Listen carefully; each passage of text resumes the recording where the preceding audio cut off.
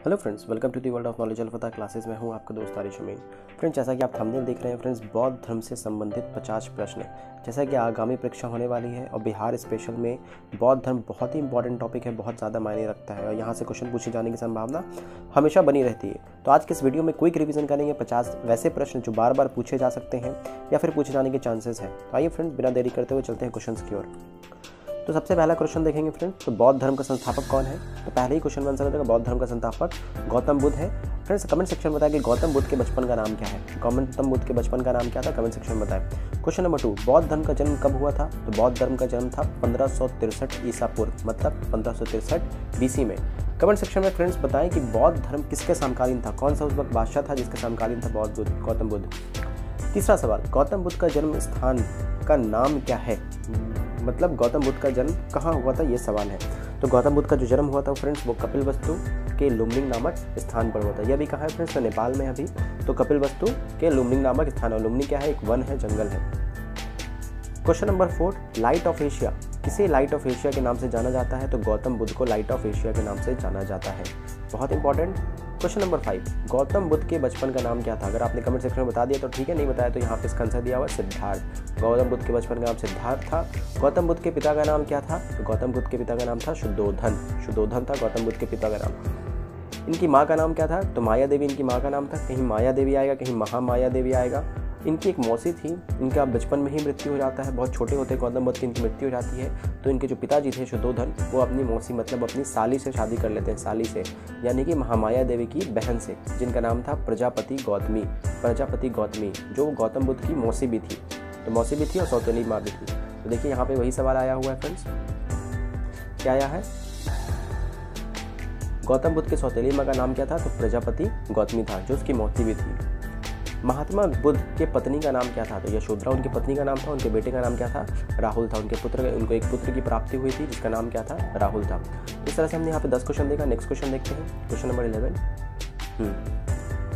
गौतम बुद्ध के सारथी का नाम क्या था। तो चन्ना। गौतम बुद्ध के सारथी का नाम क्या था, चन्ना था। गौतम बुद्ध कितने वर्ष की अवस्था में गृह त्याग कर सत्य की खोज में निकल पड़े। 29 वर्ष में। भाई ये जो घर से निकलते हैं फ्रेंड्स, इसको क्या कहते हैं, आप कमेंट सेक्शन में बताएं कि गौतम बुद्ध ने अपना घर जब छोड़ा और वो बाहर निकले सत्य की खोज में, तो उस घटना को क्या कहते हैं।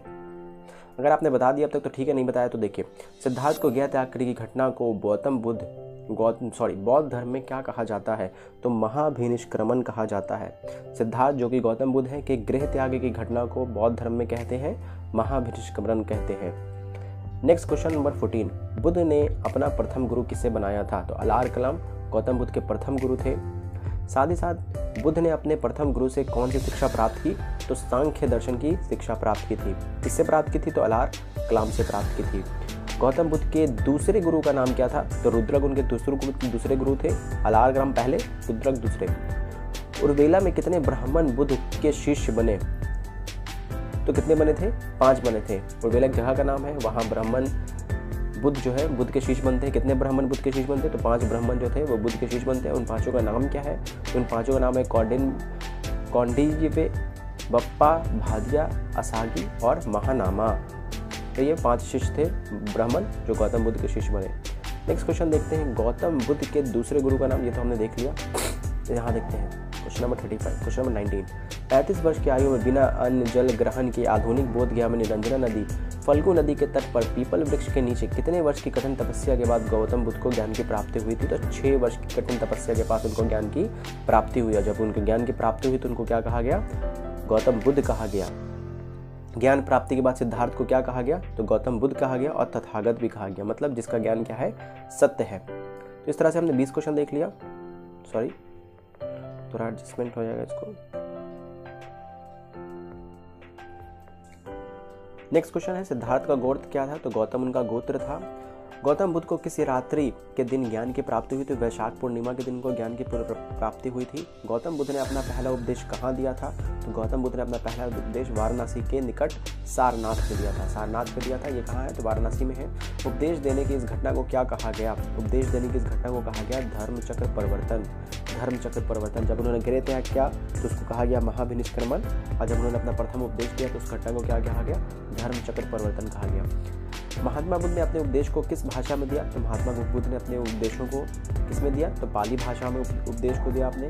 बौद्ध धर्म में त्रिरत्न है, उन त्रिरत्न क्या क्या है? तो बुद्ध है, धम्म है और संघ है। ये बौद्ध धर्म के त्रिरत्न है। आगे बढ़ते हैं। तो बौद्ध धर्म में परिविष्ट को क्या कहा जाता है? तो उपसंपदा कहा जाता है। बौद्ध धर्म में परिविष्टि को क्या कहते हैं? उपसंपदा कहते हैं। बुद्ध के अनुसार देवतागण भी किस सिद्धांत के अंतर्गत आते हैं? तो कर्म के सिद्धांत पर आते हैं। मतलब जैसा आप कर्म करेंगे वैसा आपको फल मिलेगा। नेक्स्ट क्वेश्चन देखते हैं फ्रेंड्स, क्वेश्चन नंबर 29।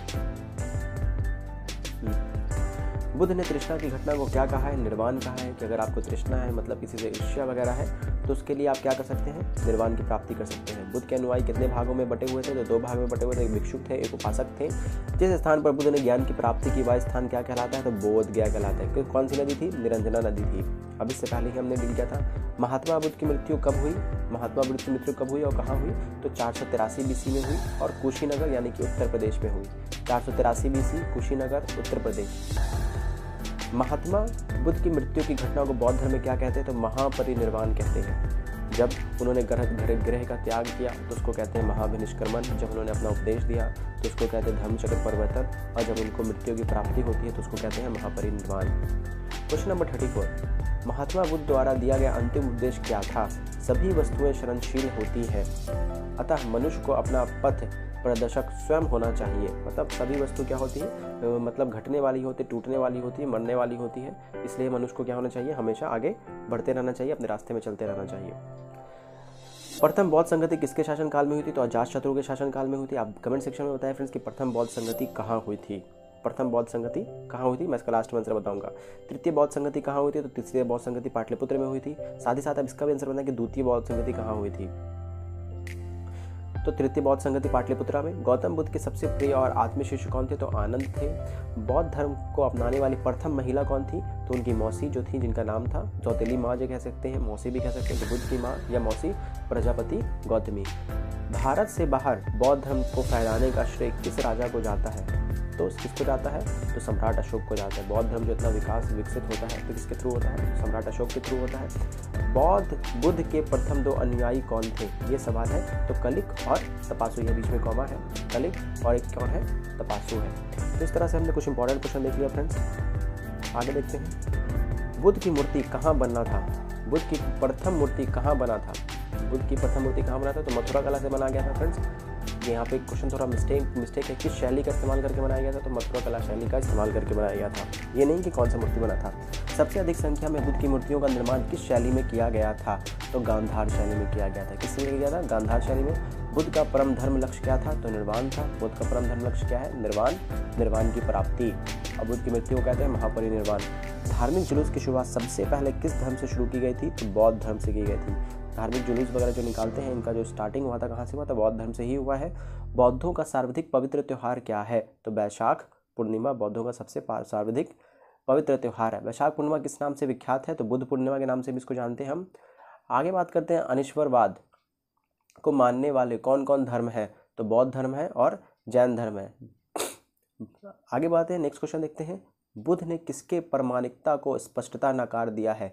किसके प्रामाणिकता को? तो वेदों के प्रामाणिकता को स्पष्टता नकार दिया है। तो फ्रेंड्स यहाँ पे वेरी इंपॉर्टेंट क्वेश्चन किया हमने फ्रेंड्स। अगर वीडियो पसंद आए हो तो वीडियो को लाइक कीजिए, अपने फ्रेंड्स के साथ शेयर कीजिए, हमारे चैनल को सब्सक्राइब कीजिए। मिलेंगे नेक्स्ट वीडियो में, तब तक के लिए अपना ख्याल रखें। Take care, bye bye.